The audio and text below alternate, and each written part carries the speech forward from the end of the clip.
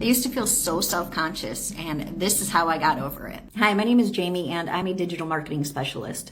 Is this you? I can't imagine putting myself out there on social media like you do. I hate to break it to you, but in all honesty, that was me just a few short months ago. I've always been so self-conscious and worried about what other people think. Whether it be the way I look or the choices that I make in my life. But now look at me. I'm sitting here with my hair in a towel, no makeup on, putting this video out there for the entire world to see. And listen, this is coming from somebody who has conditioned herself to not look in mirrors. And up until 2 years ago, I refused to leave the house or go out in public without makeup on. Plus, did I mention I'm at my heaviest weight ever right now in my entire life?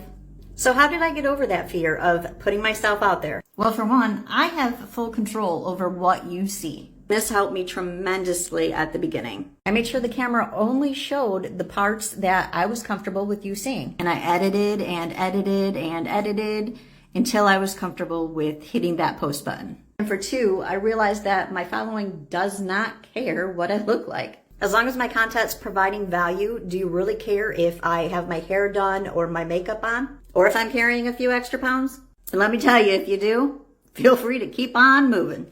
And for three, and this is probably the biggest one, I am tired of being in my own way. And for the first time since I was a teenager this past summer, I wore a bathing suit on a public beach. And by the way, back when I was a teenager at 117 pounds, I was super self-conscious of my body. Crazy.